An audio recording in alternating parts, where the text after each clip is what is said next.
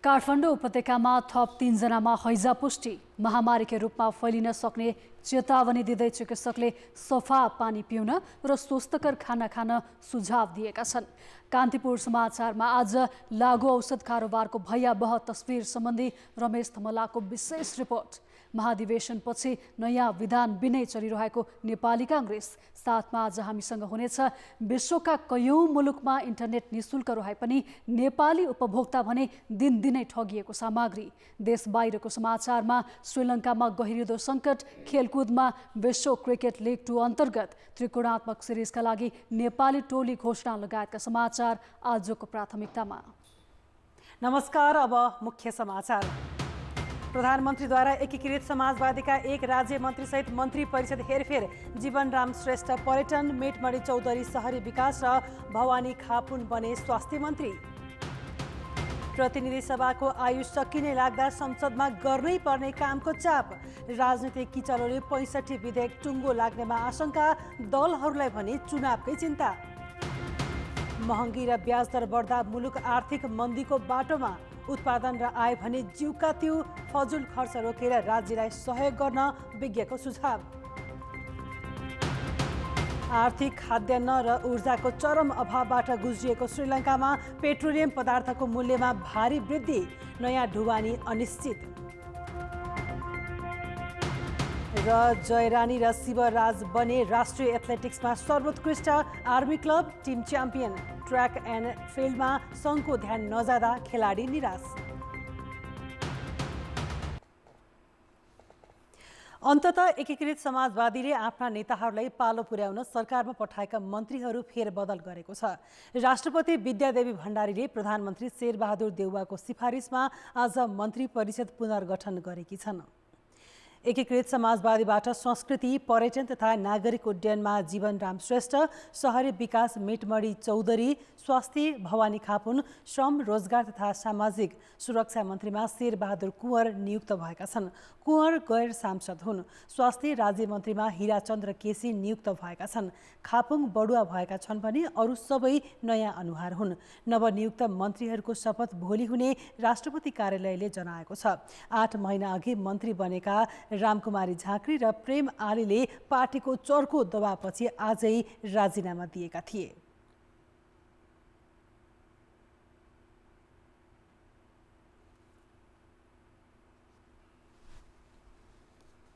तर यो 8 महिना 20 दिन मैले सम्हालिरहँदा मैले के अनुभव गरेँ भन्दा कतिपय कामहरू आफूले चाहेर पनि गर्न नसकिने, जस्तै नियुक्तिका कुराहरू गरौँ, कतिपय पार्टीका नेताहरूको प्रेसरले गर्दाखेरि राम्रो मान्छेको ठाउँमा नराम्रो मान्छे छनौट हुने स्थिति पनि देखेँ।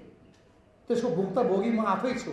हामीले केही काम गरेका थियौँ, त्यो कुरा भन्न, स्थापित गर्न पार्लियामेन्टबाट रहर पनि थियो। त्यही कारणले त्यही समय मागेका थियौँ। यी बिचमा अनेक कुरा अड्कलबाजीहरू भए अनि आज राष्ट्रिय सभामा जवाफ दिएर मेरो ढङ्गले म यहाँ साथीहरूलाई धन्यवाद भनेर हिँड्न चाहन्थेँ। एकीकृत समाजवादीले आले झाँक्रेसँगै मन्त्रीहरू किशन श्रेष्ठ, विरोध खतिवडा र राज्य मन्त्री भवानी खापुनलाई यसअघि नै फिर्ता बोलाएर नयाँ प्रस्ताव गरेको थियो। हिजोको केन्द्रीय कमिटीले पनि त्यसैलाई अनुमोदन गरेको थियो। आले समाजवादीबाट मन्त्री भएका 8 महिने कार्यकालमा सबैभन्दा विवादित मन्त्री हुन्। वायु सेवा निगममा कार्यकारी अध्यक्षमाथि अमर्यादित शब्द प्रयोगदेखि गृह जिल्ला डोटीका एक कार्यकर्तासँगको टेलिफोन संवाद बाहिरिएपछि उनको विवाद छुल्ल भएको थियो। उनले कमजोर कानुनको फाइदा उठाएर सरकारी सम्पत्ति दोहन गर्ने बिचौलियामाथि भने कारबाहीको हिम्मत गरेका थिए। नारायणहिटी संग्रहालय र पशुपति मन्दिर क्षेत्रमा बतास समूहले कब्जा गरेर सञ्चालन गरेको होटल फिर्ता गराउन पनि आलेले पहल गरेका हुन्।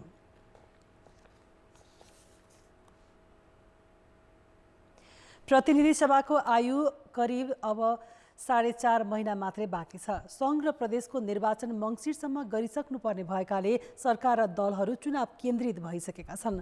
तर दुई पटक विघटनबाट बचेको प्रतिनिधि सभा गर्नै पर्ने महत्त्वपूर्ण काम अलपत्र पारेर अन्त्य हुने जोखिम बढेको छ। दलहरूको किचालोका कारण संसदले 65 वटा विधेयक टुङ्गोमा पुर्याउन निकै कठिन हुने देखिन्छ। प्रतिनिधि सभाको बैठकमा गणपूरक संख्या नपुगेपछि आइतबार सुरुकै बैठकमा नीति अध्ययन प्रतिष्ठान विधेयकमाथि विचार गरियोस् भन्ने प्रस्ताव निर्णयार्थ पेश हुन सकेन। जबकि यो बेला संसदमा जुट्ने, राजनीतिक सहमति जुटाउने र धमाधम विधेयकहरू अघि बढाउनु पर्ने हो। अहिले संसदमा 65 वटा विधेयक विचाराधीन छन्। नागरिकता, सङ्घीय निजामती, सूचना प्रविधि लगायतका महत्त्वपूर्ण विधेयकलाई तत्काल निष्कर्षमा पुर्याउनु पर्नेछ। नागरिकता विहीन छन्, यो पास गरिदिनु पर्यो र उहाँले यसै अधिवेशनमा हुन्छ। यो जिम्मा कानुन मन्त्रीलाई लगाइराखेको छ र यो हुन्छ। त्यसै किसिमबाट लोकसेवा आयोग विधेयक छ, त्यसलाई पनि प्रायोरिटीमा राख्नुपर्ने अवस्था छ। निजामती सेवा ऐन छ, जसले कि प्रदेश र सङ्घको बिचमा एउटा सम्बन्ध कायम गर्छ। लगायतका बिलहरू अहिले पास गर्नुपर्ने नितान्त आवश्यक छ। प्रतिनिधि सभाको अब बाँकी समयमा 49 विधेयकमध्ये जुन पास हुन सक्दैन ती शून्यमा पुग्नेछन्। केही समय अघिसम्म सबै विधेयक अगाडि बढ्छन् भन्ने सत्तारूढ दलहरूले समेत समय घर्कँदै गएपछि अहिले लत्त छाड्न थालेका छन्। समयको पाबन्दीले गर्दा त्यही भएर अत्यन्त महत्त्वपूर्ण निर्वाचनसँग, जनतासँग, नागरिकता जस्तो सवाल भयो, संविधानसँग, संविधानको मौलिक हकसँग त्यसलाई कार्यान्वयन गर्नको लागि र सङ्घीयतालाई कार्यान्वयन गर्नको लागि जुन महत्त्वपूर्ण विधेयकहरू छन् त्यसलाई कानुनको रूपमा ल्याउनु पर्ने हुन्छ र त्यसको तयारी पनि सम्बन्धित मन्त्रालयले, सरकारले गर्छ। 2078 पुस र 2079 जेठमा तत्कालीन प्रधानमन्त्री केपी शर्मा ओलीले विघटन गरे पनि सर्वोच्चको आदेशले बिउतेको प्रतिनिधि सभालाई झन्डै 9 महिना त एमाले अवरोध गरेरै काम गर्न दिएन। सत्तापक्षले पनि तदारुकता नदेखाउँदा संसद कामविहीन भयो। यो बजेट अधिवेशन भए पनि संसदको आयु र गर्नै पर्ने कामको चाप हेर्दा दलीय सहमति हुनुपर्ने हो। तर दुर्भाग्य कसरी छिटो काम गर्ने भन्नेमा मुख्य दलहरूबीच न छलफल छ न त समझदारी नै। सत्तापक्षले खास गरी सरकारले चाहिँ विधेयकहरू पारित गर्नलाई यदि आवश्यक पर्छ भने प्रतिपक्ष दलसँग पनि बस्नु पर्यो नि त, छलफल गर्नु पर्यो। मैले भनिहालेँ अघि, हामी त तयारै छौँ। किनभने संसदको प्रोसेसले टाइम चाहिँ लम्बिन्छ भने बरु प्रोसेसको सम्बन्धी नियम निलम्बन गर्ने हाम्रो चाहिँ एउटा संसदको व्यवस्था छ। समय थोरै तर काम धेरै। यो स्थितिमा दलहरूले कानुन बनाउनै पर्ने काम अल्पत्र पार्नुलाई के भन्ने? जुन कामको लागि संसदलाई गठन गरिएको हो, अब त्यही काम नै उसले नगरिसकेपछि अनि यो वा त्यो बहानामा मैले गर्न सकेन, गर्न त चाहेको थियो, समय पुगेन, अथवा यी खालका तर्कहरूको कुनै पनि गुन्जाइस नरहने भएको कारणले गर्दा मैले समग्रमा अहिलेको प्रतिनिधि सभाको काम गर्ने तौर तरिका हेर्दाखेरि उसको धेरै उदासीनताहरू देखियो, आफ्नो महत्त्वपूर्ण कामप्रति अकर्मण्यताहरू देखियो, असक्षमताहरू देखियो। अहिले दलहरूलाई सदनलाई प्रभावकारी बनाउने भन्दा पनि आगामी चुनावी अङ्कगणितको चटारो छ। सत्तापक्षलाई गठबन्धन जोगाउने र प्रमुख प्रतिपक्षी एमालेलाई भत्काउने हतारोले संसद चलेको मात्रै छ। यसले उनीहरू सरकार बनाउन र ढाल्न मात्रै संसदलाई प्राथमिकता दिन्छन् भन्ने पुष्टि गरेको छ। कान्तिपुर समाचारका लागि क्यामेरामा राजेन्द्र महर्जन र गोविन्द खत्रीका साथ दीपक आचार्य, काठमाडौँ। तपाईँ कल्पना गर्न सक्नुहुन्छ सत्ता चलाउने अथवा सरकारको नेतृत्व गर्ने एउटा प्रमुख राजनैतिक दल नेपाली काङ्ग्रेससँग अहिले आफ्नै पार्टीको महाधिवेशनले बनाउनु पर्ने नीति नै छैन। काङ्ग्रेसले विधान अधिवेशन अलग्गै गर्ने भन्दै मङ्सिरमा 14औं महाधिवेशनबाट नेतृत्व मात्रै चयन गरेको थियो। तर 6 महिना भइसक्दा पनि विधान अधिवेशन गर्ने र पार्टीको नयाँ नीति बनाउन काङ्ग्रेसले चासै दिएको छैन। त्यसमाथि विधानमै नभएको विधान अधिवेशन अब कसरी गर्ने? काङ्ग्रेस नेतृत्व नै अलमलमा छ। नेपाली काङ्ग्रेसले मङ्सिरमा 14औं महाधिवेशन गरेर नेता छान्यो, तर नीति छानेन। हुन त नेतृत्व चयन गर्दा नै जसको नीति उसको नेतृत्व भन्ने गरिन्छ। तर आफूलाई अगुवा लोकतान्त्रिक भन्ने काङ्ग्रेसले 14औं महाधिवेशनमा नीतिमाथि छलफल समेत गरेन। पछि विधान अधिवेशन नै गर्ने भनेर नेतृत्व चुनेको पार्टीले 6 महिना बितिसक्दा पनि त्यसबारे केही बोलेको छैन। नीतिगत विषयलाई छलफल नगरेर पछि गर्ने भन्ने कुरो चाहिँ त्रुटि हो होइन, त्यो स्वाभाविकै होइन। त्यसैले प्रतिस्पर्धा त नीतिगत आधारमा हुने हो। पदाधिकारी कार्य सम्पादन समिति र केन्द्रीय समिति बैठकले गरेको नीतिगत निर्णय समेत महाधिवेशनबाट पारित गर्नुपर्ने हुन्छ। तर 14औं महाधिवेशनमा विधानका विषयमा छलफल नै नभएकाले 2075 सालको महासमिति बैठकका निर्णय तथा 13औं महाधिवेशनबाट निर्वाचित केन्द्रीय समितिले गरेको संसद र पार्टीमा दोहोर्याएर मनोनित नगर्ने निर्णय अझै कार्यान्वयन भएको छैन। विदेश नीतिका बारेमा, परराष्ट्र सन्तुलित परराष्ट्र नीतिका बारेमा पनि लगभग धेरै छलफलहरू बहसहरू चलिरहेका छन्। त्यसका बारेमा नीति बनाउनु पर्ने आवश्यकता छ। नीतिगत विषयमा चाहिँ पार्टीभित्र चाहिँ छलफल हुन पाएन। त्यस हुनाले पछि नीति अधिवेशन गर्ने भनेर त्यस बेलामा पास गरिएको हो र त्यो हुन्छ, तर अब कहिले हुन्छ। 14औं महाधिवेशनमै शिक्षा, स्वास्थ्य, परराष्ट्र नीति, राज्यको संरचना लगायत विषयमा पार्टीमा व्यापक छलफल गर्नुपर्ने काङ्ग्रेस कार्यकर्ताको माग थियो। तर नीतिगत छलफल गर्दा निर्वाचनमा पराजित भइने पुराना नेताहरूको डरले त्यो विषयले प्रवेश नै पाएन। अब विधानमै नभएको भनेर नीति अधिवेशनलाई टार्न खोजिएको हो। हाम्रो पार्टीको विधानमा अहिले पनि व्यवस्था महासमितिको व्यवस्था छ। हामीले यो पटक महाधिवेशन नेतृत्व मात्र चयन गरेको हुनाले गर्दा नीति अधिवेशन गरिनेछ मात्र भन्यौँ। त्यसमा पनि केही गृह कार्य गरेका छौँ। अब आउने केन्द्र समितिको बैठकमा नीति अधिवेशनको खाका प्रारूपको बारेमा प्रस्ताव लिएर जान्छौँ, समय पनि तोक्छौँ। पार्टीको आन्तरिक विषयमा मात्र होइन, निर्वाचन र शासन प्रणालीबारे पनि काङ्ग्रेसभित्र मतभेद छ। झन्डै 9 लाख क्रियाशील सदस्यबाट निर्वाचित 4800 महाधिवेशन प्रतिनिधिले पार्टीको नीतिमाथि बहस र निर्णय गर्ने अवसरलाई काङ्ग्रेसले जति टार्दै जान्छ, पार्टीको आन्तरिक लोकतन्त्र, सुशासन र विधि त्यति नै कमजोर भइरहन्छ। राजनीतिमा जसको नीति उसकै नेतृत्व भन्ने गरिन्छ। तर मङ्सिरमा सम्पन्न काङ्ग्रेसको 14औं महाधिवेशनमा नीतिमा छलफलै नभई नेतृत्व चयन भयो। यसले पार्टीभित्र फरक मत राख्नेहरूको विचार क्रमशः ओझेलमा पर्दै गएको छ। कान्तिपुर समाचारका लागि क्यामेरामा सुरज खड्का र विनोद कोजुका साथ पर्वतराज घिमिरे, काठमाडौँ। हामी हरेक दिन जसो लागु औषध कारोबारमा संलग्नहरू पक्राउ परेका समाचार सुनिरहेका हुन्छौँ, तर हेक्का राखेका छौँ लागु औषध कारोबारले नेपाललाई कसरी गाँजिरहेको छ। प्रहरीको पक्राउ गरेका आरोपी र कारागारमा रहेका कैदीबन्दीको तथ्याङ्कले नेपालमा तेस्रो ठुलो अपराधका रूपमा लागु औषधलाई देखाएको छ भने हरेक वर्ष 4000 भन्दा बढीलाई प्रहरीले लागु औषधकै कसुरमा पक्राउ गर्ने गरेको छ।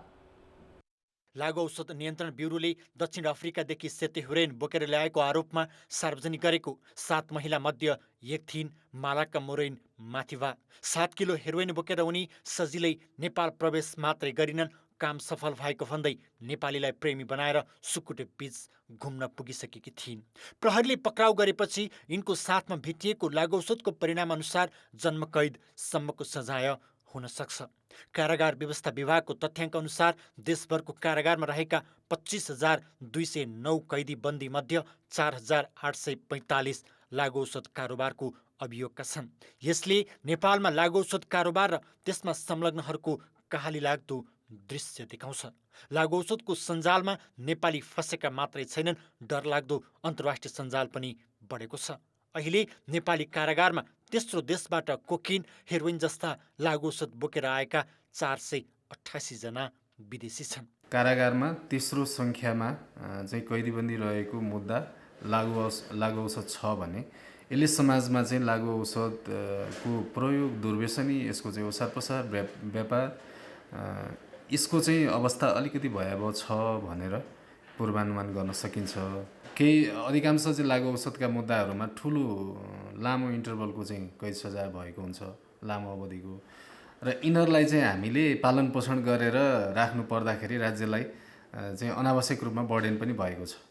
नेपाल प्रहरीको तथ्याङ्क अनुसार हरेक वर्ष 4000 देखि 4500 जनासम्म लागु औषध कारोबारको अभियोगमा पक्राउ परेका छन्। गत साउन यता मात्रै देशभर 5,000 जना लागु औषध सम्बन्धी मात्रैका कसुरदारहरू छन्। कैदीबन्दीको तथ्याङ्क अनुसार नेपालमा हुने अपराधमध्ये लागु औषध तेस्रो स्थानमा छ। विशेष गरेर नेपाली आफै संलग्न भएका घटनाहरूले दुर्व्यसनीलाई देखाइरहेको छ भने त्योभन्दा सहज भिसा प्रणाली र निगरानी नहुँदा अन्तर्राष्ट्रिय माफिया जोडिनु थप जोखिमपूर्ण छ। त्यहाँ बाहिरी देशमा जाँदा सिम कार्ड लिँदा समेत हाम्रा पासपोर्टका कपी समेत हाम्रो पिक्चर समेत फोटो समेत राख्ने अवस्था बन्छ भनेपछि हाम्रो देशले पनि त्यस्ता सुरक्षाका अन्य मापदण्ड र अलि बलिया भरपर्दा सुरक्षाका शर्तहरू राख्न सकियो भने त अनुसन्धानमा सजिलो पनि होला, अथवा हाम्रो देशमा आएर गोप्य रूपमा गरिने अन्य अपराधहरू अथवा अन्य त्यस्तै कुनै नराम्रा गतिविधिहरूमा संलग्न व्यक्तिलाई कानुनी दायरामा त ल्याउन सकिएला नि त। नेपालमै उत्पादन हुने चरेस हरेक वर्ष 500 किलोसम्म र औषधिजन्य लागु औषध 3 लाख एम्पुलसम्म बरामद भएका छन्। यी भारतबाट आउने लागु औषध हुन्। त्योभन्दा नेपालमै औषधि बनाउन ल्याइएका कच्चा पदार्थ पनि लागु औषधमा प्रयोग भइरहेको हुन सक्ने विज्ञको आशंका छ। तपाईँको मेथाम्फेटामिनको जुन क्र्याक त्यो क्रिस्टल फर्म छ नि, त्यो डेभलप गरेको पनि हामीहरूको इन्फर्मेसनमा छ कि त्यो पनि। त्यसले गर्दा के हो भने नेपालमा पनि उत्पादनको कुनै न कुनै चरणमा औषधि लागु औषधको कुनै न कुनै चरणमा चाहिँ नेपाल पनि प्रयोग भइसकेको छ। नेपालमा एकातिर लागु औषध दुर्व्यसनीको डरलाग्दो तस्बिर देखाएको छ नै, सँगसँगै सङ्गठित अपराधसँग जोडिएका अन्य आयामलाई पनि यसले सङ्केत गरेको छ। त्यसैले लागु औषध कारोबारमा जोडिएका अन्तर्राष्ट्रिय माफियालाई नियन्त्रण गर्न भिजा प्रणाली र आन्तरिक रूपमा हुन सक्ने अर्को अपराधलाई नियन्त्रणका लागि पनि प्रशासन थप सतर्क हुन जरुरी छ। कान्तिपुर समाचारका लागि क्यामेरामा विनोद कुजुका साथमा रमेश धमला, काठमाडौँ। काठमाडौँ उपत्यकामा आज थप 3 जनामा हैजा देखिएको छ। बिरामीमध्ये 2 जनाको ललितपुर स्थित पाटन अस्पतालमा उपचार भइरहेको छ भने 1 जनाको सानेपा स्थित स्टार अस्पतालमा उपचार भइरहेको छ। वर्षायाममा हैजाको स्रोत सहजै पत्ता नलाग्ने भएकाले हैजा महामारीकै रूपमा फैलिन सक्ने चिकित्सकहरूले चिन्ता व्यक्त गरेका छन्। उनीहरूले सफा र उमालेको पानी मात्र पिउन र सडकमा खुला रूपमा बेचिने खानेकुराबाट जोगिन सुझाव दिएका छन्।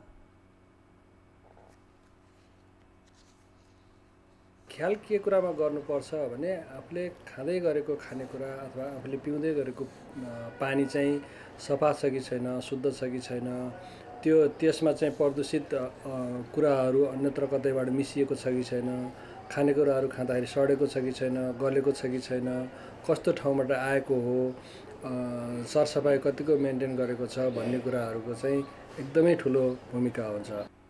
काठमाडौँमा हालसम्म 12 जनालाई हैजाको संक्रमण देखिएको छ।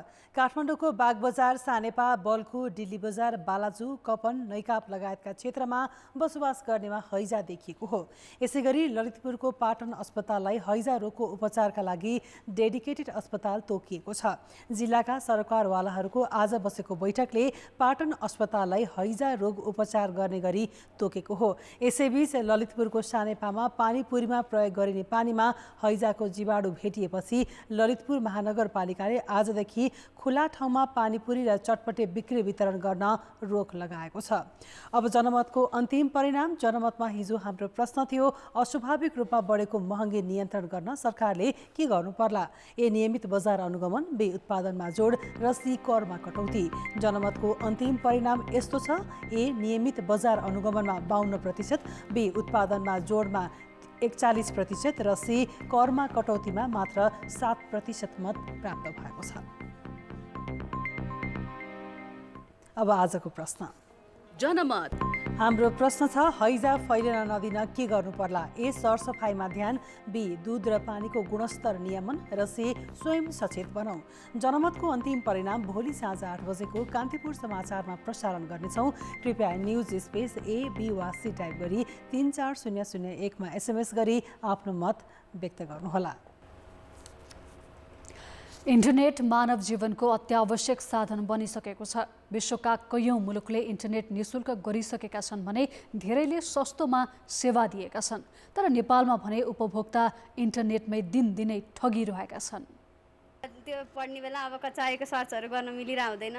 त्यो चाहिरहन्छ इन्टरनेट त, तर त्यो कति अब त्यो युज गर्ने गाह्रो हुन्छ। डाटा पनि त्यस्तै चल्छ आजकल त। वर्ल्ड लिङ्कको 40 MBPS भनेर इन्टरनेट जडान गरेको है, 1800 समथिङ रुपियाँ तिर्ने गरेर चल्दै नचलेर बनाउनै नआएर हैरान भएर मैले थन्काइदिएको छु। मेरो राउटर थन्काएर प्याक गरेको छ। सेवक राई हरेक दिन गुनासो गरिरहेका हुन्छन्। नियामकदेखि उपभोक्ता सबै जानकार पनि छन्। तर नेपाल दूरसञ्चार प्राधिकरणले सेवक राईका गुनासा टार्दै आएको छ। 2 वर्षको अवधिमा करिब 500 भन्दा बढी उजुरी प्राधिकरण पुगेका छन्, तर सुनवाई भएन। सेवा प्रदायक कम्पनीले उपभोक्ता आकर्षित गर्न विशेष अफर भन्दै 600 MBPS सम्म दिने आश्वासन बाँडेका बाँडै छन्, जबकि अहिलेसम्म प्राधिकरणले 100 MBPS भन्दा माथिको अनुमति नै दिएको छैन। हामीले चाहिँ 100 MBPS सम्म दिएको छौँ। अब यिनीहरूको चाहिँ हामीले एनटिएबाट स्वीकृत नलिइकन गर्न पाउँदैन। स्वीकृत दर रेटमा मात्र गर्नुपर्ने हो। स्पिड पनि एनटिएबाट स्वीकृत हुनुपर्ने हो। नभएको केसमा चाहिँ एनटिएले अनुसन्धान गरेर कारवाही गर्छ। प्राधिकरणसँग अनुमति नै नलिएर पैसा लिए अनुसारको सेवा दिए त उपभोक्ताले सुविधा नै पाउने थिए। तर न उपभोक्ताले सुविधा पाएका छन्, न त नियामकबाट अनुमति नै लिएका छन्। डिस होमले 600 MBPS दिने बताइरहेको छ। त्यस्तै ओडलिङ्कले 300, सिजीनेटले 120, भायोनेटले 300, सुविसुले 200 MBPS को इन्टरनेट दिन्छु भनिरहेका छन्। करिब 1 दर्जनभन्दा बढी कम्पनीहरू अस्वस्थ र नियम विपरीतको प्रतिस्पर्धामा छन्। हामीले पनि चाहिँ त्यो कुरालाई रोक्न नसक्ने स्थिति भएपछि हामीले रेगुलेटर पनि गुहारेका छौँ होइन। हाम्रो जुन नियमनकारी संस्था छ नेपाल दूरसञ्चार प्राधिकरण, उसलाई पनि हामीले गुहारेका छौँ होइन। हामी बिचमा अस्वस्थ प्रतिस्पर्धा भयो, तिमीले नीति नियम बनाइदेऊ। सेवा प्रदायक कम्पनीहरूले उपभोक्ता तान्न दिनै नसकिने र चाहिँदै नचाहिने स्पिडको इन्टरनेट दिन्छु भनिरहेका छन्, तर उपभोक्ताले शुल्क तिरे बराबरको इन्टरनेट पाइरहेका छैनन्। एउटा सेवा प्रदायकबाट अर्को सेवा प्रदायकमा जहाँ गए पनि अब गुणस्तरमै प्रश्न आइसकेपछि त के भने ठगिने बाहेक त केही उपाय भएन। त्यसले गर्दा ठगिनेबाट बचाउनु पर्यो। उसले तिरेको पैसा बराबरको गुणस्तर प्राप्त गर्नु पर्यो र त्यो प्राप्त नगर्नु त्यो नगर्नु भनेको त्यो प्रदान नगर्नु भनेको त के भने त्यो त सरासर ठगिने त हो नि। इन्टरनेट सेवा प्रदायकहरूले आफूबीच नै अस्वस्थ प्रतिस्पर्धा भएको स्वीकार गर्दै नियन्त्रण गरिदिन नियामकलाई गुहारेका छन्। आफूले तिरेको सुविधा नपाएर उपभोक्ता हैरान हुँदा नियामकको मौनता आश्चर्यजनक छ। कान्तिपुर समाचारका लागि क्यामेरामा सञ्जय लुइटेल र विनोद कोजुका साथ भरत रावल, काठमाडौँ। अर्थ र विकास। त्यसै त हाम्रो उत्पादन कम छ र निर्यातभन्दा आयात कैयौँ गुणा बढी छ। आम मानिसको आय स्तर कम र महँगी अत्याधिक बढेको छ र यति बेला नै ब्याङ्कको ब्याज दर समेत बढ्दा मुलुक आर्थिक मन्दीको दिशातर्फ धकेलिएको छ। मन्दीमा जाने जोखिम कम गर्न के गर्न सकिन्छ त? रसिया र युक्रेनको युद्धका कारण विश्व बजारमा पेट्रोलियम पदार्थको भाउ अकासिएको छ, जसका कारण यातायातका लागि आम मानिसले गर्नुपर्ने खर्च बढेको छ।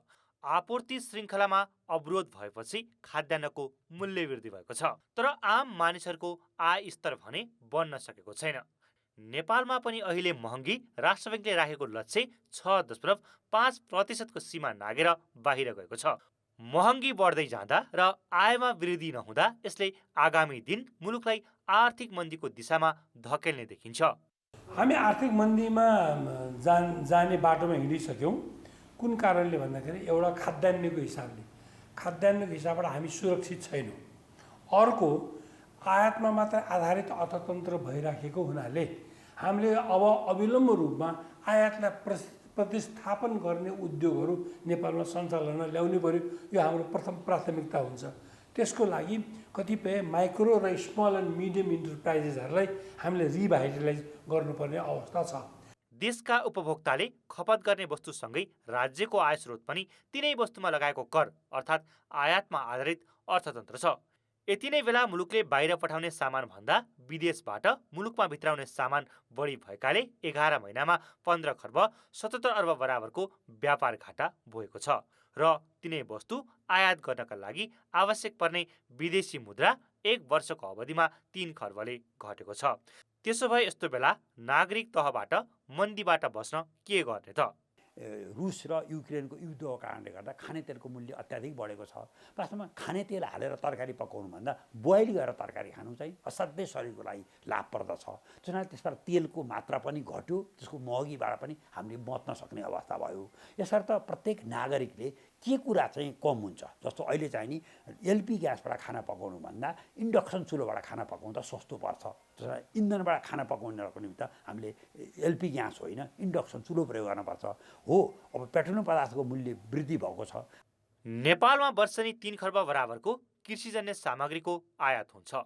फलफुल 10% मात्रै नेपालमा उत्पादन हुन्छ। तरकारीको आयात वर्षनी बढ्दो छ।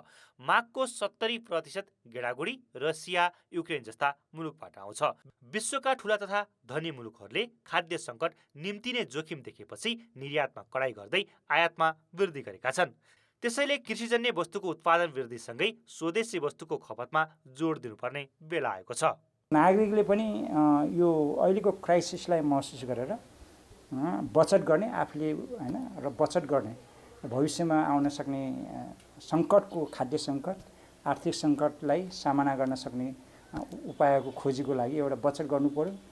त्यो क्राइसिसबाट बच्नलाई अर्को चाहिँ उत्पादनशील हैन कार्यक्रमतिर लाग्नुपर्छ। त्यसमा पनि कृषि, हाम्रो कृषि प्रधान देश भएको हुनाले धेरैजसो हामी कृषिमा निर्भर भएको हुनाले कृषिमा उत्पादन बढाएर कृषिको ठुलो जुन चाहिँ आयात छ हैन, अब जुन चाहिँ घाटा छ, मुलुकलाई आर्थिक सङ्कट र मन्दीबाट बचाउने जिम्मा सरकारको मात्र होइन, तपाईँ हामी आम सर्वसाधारणको पनि हो।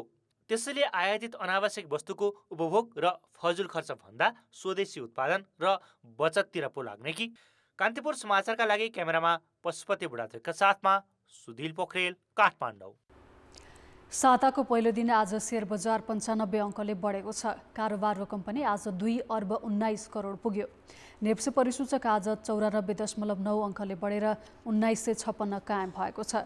गत साता 1800 नजिक झरेको नेप्सेका सबै उपसमूहका सूचक बढेका छन्। चालु आर्थिक वर्षको निकासा लिन अब 2 साता मात्र बाँकी छ, तर विकास निर्माणका काम हतार भइरहेको छ। मुलुकभरका निर्माण व्यवसायी र उपभोक्ता समितिलाई राजमार्ग, ग्रामीण सडक निर्माण, स्तरोन्नति तालिम गोष्ठी गर्न भ्याइ नभ्याइ छ। वर्षौंदेखि काम गर्न नसकेका ठेक्काका काम हुनु वा अघिल्लो वर्ष ठेक्का लागेर अन्तिम बिल लिनुपर्ने सबै काम असार लागेपछि सुरु भएको छ। मौसम सफा रहने फागुन चैतमै काम नगर्ने निर्माण व्यवसायी, उपभोक्ता समितिहरू अहिले वर्षायाममा हतार काम गरिरहेका छन्। राजमार्गमा कालोपत्र, मर्मत, नाली निर्माण, रिटेनिङ वाल लगाउने आतुरी छ। फागुन चैततिर गर्दाखेरि मौसमले पनि साथ दिने, काम पनि राम्रो हुने, तर ठेकदारहरूले, निर्माण व्यवसायहरूले लास्टमा गर्दा हतारमा काम गर्दाखेरि न क्वालिटीको काम निस्किने, न पैसा मात्रै बर्बाद हुने। हाम्रो बानी के छ भने हामी चाहिँ टाइम प्रति संवेदनशील नेपालीहरू छैनौँ। मुलुकभरका स्थानीय तह, सङ्घीय र प्रदेश सरकार अन्तर्गतका विकासे कार्यालयले सडक निर्माण र स्तरोन्नतिमै बढी रकम खर्च गर्छन्। अधिकांश स्थानीय सरकारको पहिलो प्राथमिकतामा भौतिक पूर्वाधारमै देखिएको छ। त्यसमा पनि असार लागेपछि मात्रै काम गर्ने प्रवृत्ति छ। वर्षा लागेपछि सुरु हुने निर्माण दिगो र स्तरीय नहुने थाहा हुँदाहुँदै स्थानीय सरकार सहित अन्य विकासे कार्यालयले बजेट सकाउनकै लागि कामलाई तीव्रता दिन्छन्। प्राविधिक कर्मचारी अभाव छ, विषय विज्ञ कर्मचारी अभाव छ। त्यो कारणले गर्दाखेरि पनि समयमै त्यसलाई फलो गर्ने, अनुगमन गर्न पनि अभाव छ। त्यो कारणले फेरि पनि यो चाहिँ आर्थिक वर्ष अन्तिममा चाहिँ लोड हुन सक्ने। सङ्घीय, प्रदेश र स्थानीय तहले असारको दोस्रो सातासम्म बढीमा 50% बजेट खर्च गरेका छन्, तर 2 साता अघिसम्म भने 40%को हाराहारीमा खर्च भएको थियो। विगतका वर्षको तथ्याङ्कले जेठ मसान्तसम्म 40% खर्च गर्नेले असारको अन्तिमसम्म 80%सम्म खर्च गर्दै आएका छन्। विकास बजेटको अधिकांश निकासा असार लागेपछि मात्रै हुने गरेको कोष तथा लेखा नियन्त्रण कार्यालयको तथ्याङ्कले देखाएको छ।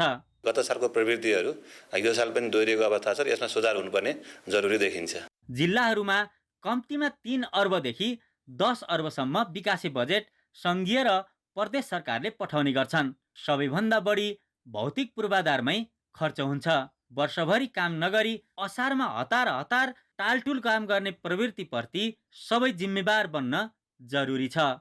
कान्तिपुर समाचारका लागि पाँचथरबाट लक्ष्मी गौतम र माधव बर्याल, पाल्पा। अब जनताको आवाज। आज हामीले 7 प्रदेशमा सोधेका छौँ। आर्थिक वर्षको अन्तिममा आएर हतारमा बजेट खर्च गर्ने प्रवृत्तिलाई के भन्नुहुन्छ?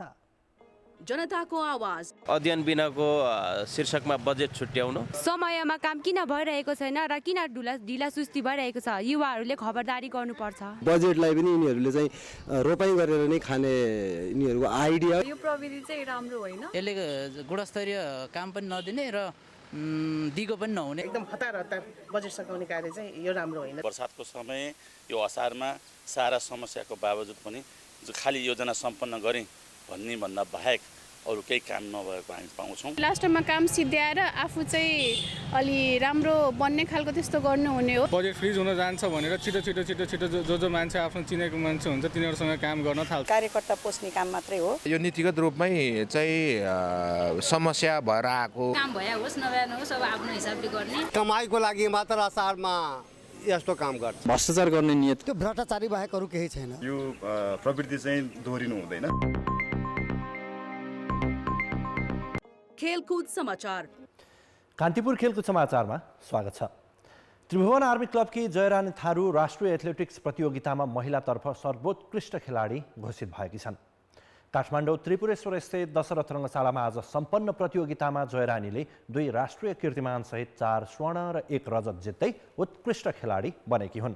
उनले 100 र 400 मिटर हडल्समा राष्ट्रिय कीर्तिमान बनाएकी थिइन्। आज 4x400 मिटरमा उनी सम्मिलित आर्मीले रजत जित्यो। आर्मीले एपीएफले स्वर्ण र बागमती प्रदेशले कांस्य प्राप्त गर्यो। पुरुषतर्फको उत्कृष्ट खेलाडी एपीएफका शिवराज पार्की बने। उनले कुल 3 स्वर्ण 1 रजत जितेका थिए। 4x400 मिटर पुरुष रिलेमा शिवको टोली एपीएफले पनि रजत जित्यो। आर्मीले स्वर्ण र पुलिसले कांस्य हात पारे। बागमती प्रदेशकी सन्तोषी श्रेष्ठले महिलातर्फको 3000 मिटर दौडमा स्वर्ण जितिन्। सन्तोषीले निर्धारित दूरी 10 मिनेट 07.7 सेकेन्डमा पुरा गरिन्। उनले 1500 मिटरमा पनि स्वर्ण हात पारेकी थिइन्। नेपाल पुलिस क्लबकी राजपुरा पछाइले 10 मिनेट 08.4 सेकेन्डको समय निकाल्दै रजत जित्दा कर्णाली प्रदेशकी राममाया बुढाले कांस्य प्राप्त गरिन्। पुरुषतर्फ एपीएफका गोपीचन्द्र पार्कीले 8 मिनेट 29.5 सेकेन्डको समयका साथ स्वर्ण हात पारे। रजत जितेका आर्मीका मुकेश पालले 8 मिनेट 30 सेकेन्डमा दूरी पुरा गरेका थिए। आर्मीका दीपक अधिकारीले कांस्य जिते। ट्रिपल जम्पको महिलातर्फ एपीएफकी शिला चौधरीले स्वर्ण, पुलिसकी सीमा चौधरीले रजत र आर्मीकै निर्मला थापाले कांस्य जितेकी थिइन्। पुरुषतर्फको स्वर्ण बागमतीका भुवन महतो, आर्मीका शेरबहादुर विष्टले रजत र एपीएफका सलिम देवानले कांस्य प्राप्त गरे। 18 स्वर्ण 12 रजत र 5 कांस्य सहित कुल 35 पदकका साथ आर्मी टिम च्याम्पियन बन्यो। दोस्रो भएको एपीएफले 9 स्वर्ण 6 रजत र 8 कांस्य जित्यो। 3 स्वर्ण 2 रजत र 6 कांस्य सहित बागमती तेस्रो र 2 स्वर्ण 3 रजत र 4 कांस्य जित्दै पुलिसले चौथो स्थानमा प्रतियोगिता टुङ्ग्यायो।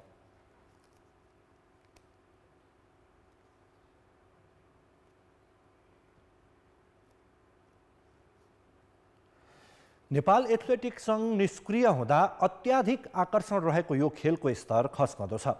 सङ्घ आफैले गर्ने प्रतियोगिता शून्य प्राय छन्। निजी क्षेत्रबाट भइरहेका एथलेटिक्सका प्रतियोगिता पनि म्याराथनमा बढी केन्द्रित हुँदा ट्र्याक एन्ड फिल्ड ओझेलमा परिरहेको छ। झन्डै 3 वर्षको अन्तरालमा भएको एथलेटिक्सको राष्ट्रिय प्रतियोगिताले खेलाडीलाई म खेलाडी हुँ भनेर सम्झाउने काम गर्यो। उनीहरू भन्छन् प्रतिस्पर्धा पनि आफैसँग मात्र छ।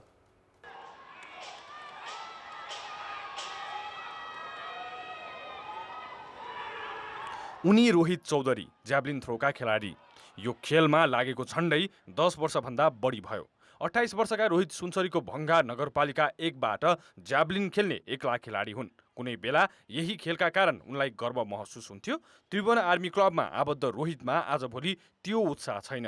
उनको ज्याभलिन अर्थात् भाला पनि पुरानो भइसक्यो। थोत्रिएको उनको भालालाई हावाले समेत असर गर्छ। निर्धारित दूरीभन्दा अघि नै हावाले भालाको दिशा मोडिदिन्छ। नियमित प्रतियोगिता नहुँदा यो खेलको विकास हुन सकेको छैन र खेल सामग्री पनि गुणस्तरीय छैनन्। रोहितले आफैले खेलाडी हुँ भन्ने पनि बिर्सिसकेका थिए। 3 वर्ष जुन यो ग्याप हो नि सर, बिचमा चाहिँ मलाई कस्तो फिल भएको थियो भन्दाखेरि म चाहिँ एउटा खेलाडी हो कि भन्ने बिर्सिसकेको थिएँ। एसियाडको क्याम्प भइरहेको छ सर, तर हामी अहिले एथलेटिक्स अन्तर्गतका छोटो दौड जस्तै कि 100 मिटरहरू कुनै पनि क्याम्पमा छैन सर। प्लस हाम्रो फिल्ड इभेन्टको ज्याभलिन थ्रो भयो, सर्टपुट, डिस्कसहरू त्यस्तो कुनै पनि इभेन्ट छैन सर। अनि जम्पमा high jump, long jump, triple jump यिनीहरू कुनै पनि छैन सर अहिले क्याम्पमा। ट्र्याक एन्ड फिल्डको यो प्रतिस्पर्धा 2075-76 मा भएको 8औं राष्ट्रिय खेलकुद प्रतियोगिता पछिको पहिलो हो। 3 वर्ष अघि 13औं दक्षिण एसियाली खेलकुद प्रतियोगितामा राष्ट्रिय टिममा भएका खेलाडीले खेल्ने मौका पाएका थिए। सिनियर खेलाडीलाई टक्कर दिने नयाँ खेलाडी खासै देखिएका छैनन्। पुराना खेलाडी आफैसँग प्रतिस्पर्धा गरिरहेका छन्। म आएको पनि 10-11 वर्ष भइसक्यो। अहिलेसम्म मलाई पनि त अलिकति कम्पिटिसन गर्ने खेलाडी भइदिएको भए मेरो पनि त अझ अलिक बढ्थ्यो होला। मैले अझै गर्नुपर्छ, मलाई भए जित्छ कि भन्ने हुन्थ्यो नि। अलि के त्यस्तो उयो छैन, अहिलेसम्म खेलाडी नै आउनै भएको छैन। ट्रेनिङ नगरेको टाइममा, कलेज टाइममा, इक्जाम पढ्ने टाइममा चाहिँ गेमहरू भइदिन्छ, त्यही भएर हामीलाई चाहिँ तनाव हुन्छ। अब यस्तो गेमहरू चाहिँ प्रदेशले गरिराखोस्। ट्र्याक एन्ड फिल्ड कुनै पनि बृहत खेलकुद प्रतियोगिताको सौन्दर्यको रूपमा लिइन्छ। ओलम्पिक, एसियाली तथा दक्षिण एसियाली खेलकुद प्रतियोगितामा ट्र्याक एन्ड फिल्डमा पदक जित्नुलाई देशको प्रतिष्ठाका रूपमा लिइन्छ। अरू देशले यसमा लगानी पनि धेरै गरेको छ, तर नेपालमा भने सँगै निष्क्रिय देखिएको छ। एथलेटिक्समा लगभग 46 वटा इभेन्ट हुन्छ। जुन इभेन्टमा चाहिँ त्यो राष्ट्रिय बलियो हुन्छ त्यसलाई चाहिँ बढी जोड दिएको हुन्छ। नेपाल एथलेटिक्स सङ्घ अथवा नेपालको चाहिँ फिजिक हेरेर, सबै बिल्ड हेरेर हाम्रो चाहिँ मिड डिस्टेन्स र लङ डिस्टेन्समा हाम्रो अलिकता बलियो भएको भएर साफले को रिजल्टहरू हेर्दाखेरि पनि हामीले चाहिँ अलिकता उनीहरूलाई पनि बढी प्रोत्साहन दिएको हुन्छ। तर त्यो भन्दैमा हामीले चाहिँ यो राष्ट्रिय गेमहरू मार्फत चाहिँ फिल्ड इभेन्टहरू पनि 3 वर्षसम्म प्रतियोगिता नहुँदा पनि यसपालि खेलाडीहरूको सहभागिता उत्साहजनक रह्यो। तर सङ्घले के बुझ्न जरुरी छ भने ग्रासरुटमा लगानी र राष्ट्रिय प्रतियोगिता नियमित नभए केही समयमै ट्र्याक एन्ड फिल्डमा प्रतिस्पर्धा गर्ने खेलाडी पाउनै मुस्किल हुनेछ। कान्तिपुर समाचारका लागि क्यामेरामा विकास जोशीका साथ किशन भण्डारी, काठमाडौँ। विश्व क्रिकेट लिग 2 अन्तर्गत स्कटल्यान्ड र नामिबियासँगको त्रिकोणात्मक सिरिजका लागि नेपाली टोलीको घोषणा गरिएको छ। प्रशिक्षक पुबुदु दासा नायकेले अमेरिका भ्रमणबाट 3 खेलाडी परिवर्तन गर्दै 14 सदस्यीय नेपाली टोलीको नाम सार्वजनिक गरेका हुन्। यसअघि अमेरिका र ओमानसँगको सिरिज खेलेका सागर ढकाल, सुसन भारी र सुनिल धमला बाहिरिएका छन्। उनीहरूको स्थानमा बसिर अहमद, किशोर महतो र पवन सराफलाई समेटिएको छ। बसिरले पहिलो पटक राष्ट्रिय टिममा स्थान बनाएका हुन्। यसबाहेक अन्य खेलाडीले निरन्तरता पाएका छन्। पछिल्लो समय राम्रो प्रदर्शन गर्न नसकेपछि आलोचित बनिरहेका विकेट किपर तथा ब्याट्सम्यान विनोद भण्डारीले समेत टिममा स्थान बनाएका छन्। टोलीले स्कटल्यान्डमा असार 26 देखि हुने सिरिज खेल्नेछ। खेलकुद समाचार अहिलेलाई यति नै। अब मौसम सम्बन्धी जानकारी।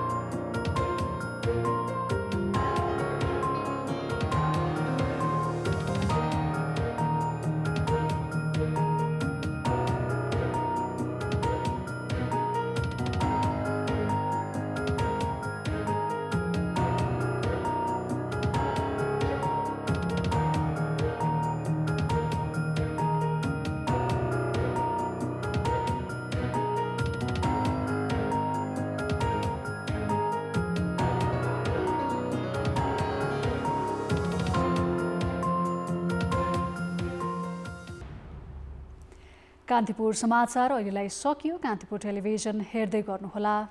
नमस्ते।